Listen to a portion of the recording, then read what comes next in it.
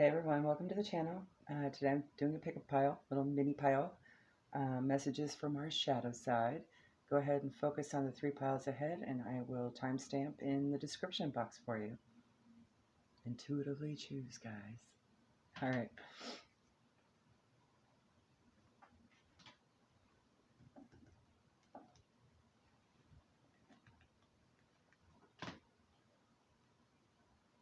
All right, if you have chosen pile A, you have forgiveness, reducing burden.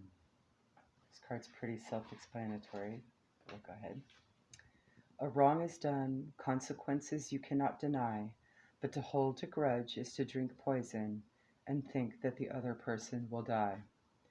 Being a cold season festival, Halloween is the perfect time to pause and think about how things are in our lives and what heavy burdens we do not wish to carry through these harder, leaner times. Some of this heavy-heartedness may relate to old relationships or grievances. Some may relate to negative feelings we hold on to tightly about others, and even a lack of compassion for the mistakes we have ourselves made.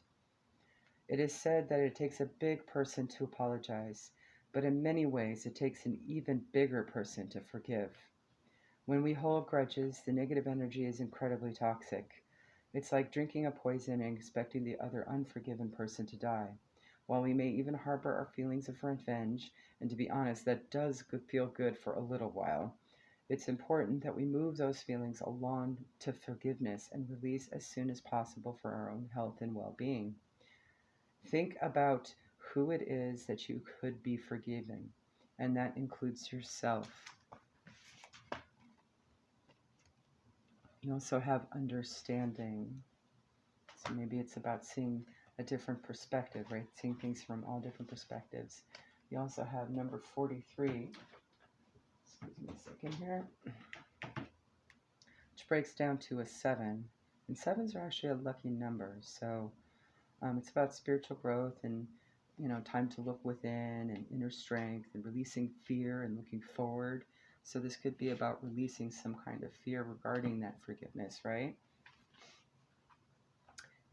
This card is about deep and true comprehension. It is one thing to read something or to hear something, but it is another to truly understand something. You are being asked to keep an open mind and heart and to allow yourself to absorb information as you receive it. Be open to the wisdom that can come only with time, patience, and perspective. Try to get outside of yourself and imagine what it's like to walk in someone else's shoes. To understand is to have power. And sometimes, in order to forgive, we need to kind of like take our own shoes off and put theirs on, right? Because we may be coming from a misguided place when we judge or hold grudges, right? And we don't quite really see their intentions. And part of really being intuitive and tapping into your abilities is to be able to see all sides of the picture, right? So for those who have chose this pile, maybe it's a good time to evaluate maybe where you can fine tune that. Okay. At 3:38, for those who have chosen pile B,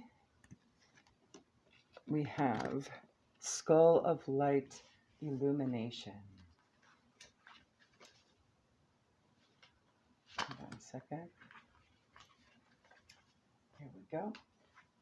We can stay in the dark, exist only in the midnight hours, but shining the torch, the victory is ours. As the famous psychotherapist Jung suggested, knowing our own darknesses help us cope with the darknesses of others. Jung spelled Jung, by the way, if you're interested in researching that, if that pings for you somehow, and you'd like to fall down that spiritual rebel hole and explore. Taking the time to know thyself and to seek understanding of our more destructive or shadow natures can lead to huge happiness and less anxiety. The idea of being shown the way in the most difficult times and always knowing that we are never alone in the darkness are the keys to this magical element. Light is usually a comforting thing, yet sometimes we do not really want to see the boogeyman under the bed. It is too scary, too big, and we know not how to defeat it. Yet by simply shining the torch upon such darkness, the victory is ours. And in time, actually, side note, the dark does serve a purpose. Sometimes we need the light to find our way to where we need to be, right? But if everything around it is also light, it can kind of get blurred and, easily mistaken for somewhere else. So the dark really does contrast the light and help you keep, your target of destination on lock, right? So there's that. Should the skull of light enter your life, know that it is time to open yourself fully to the clarity of bright illumination. Allow yourself to be seen, to see, and to act upon what is shown to you. The time has passed for hiding, for pretending, and for swallowing our discomfort by accepting the status quo when it really doesn't suit us.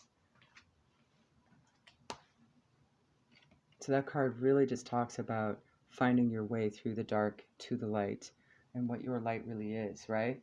Okay. And you can do that by meditation. Please focus. I don't know why it's not focusing, guys. There we go. Thank you, Spirit. Okay. Meditation 25, also a 7, same number as pile A, so that may resonate a little bit. There might be some extra little insight in there for you. It's all about spiritual growth and looking within, right? Inner strength, releasing fear and looking forward. And perhaps the darkness and the light are kind of scary because you don't know where you're going, right? But luck is happening. 7 is a very, very, very lucky number as well. So with regards, it could be also highlighting a shadow side. We also have the shadow side of that number being a need for monetary gain and toxic materialism, or just feeling alone, and perhaps it's more the latter, right? So meditation. Be still and listen to the sounds of the pulsing energy as the life force inherent in all things sings a gentle song to your sweet ears. In the darkest, inky black night, make magic and weave it into the world. This is a time for non-action. Do nothing, find quiet within your heart and wait, and all will be revealed when the time is right. Now is the time for quiet contemplation.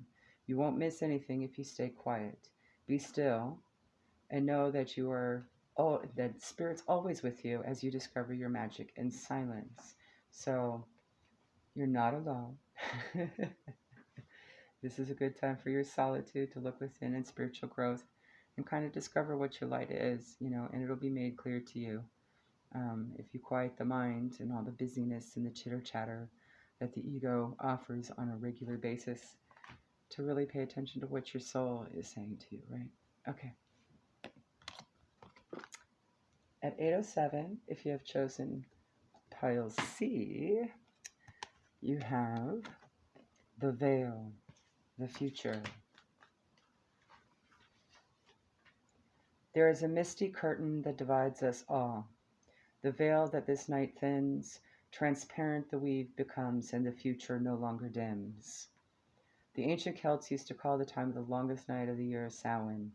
They believed that there was a misty veil that separated the world of the dead and the living, but on 2 nights of the year, Samhain and Beltane, the shortest night, that the veil would be thin. The fineness of the veil meant that the ancestors were closer than ever, and even the gods would be close.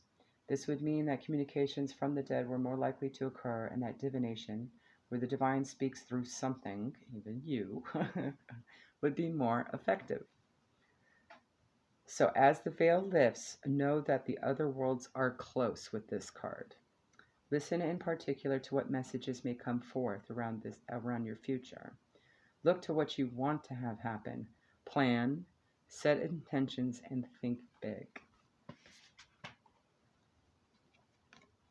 You also have individuality, number 47. 47 breaks down to an 11.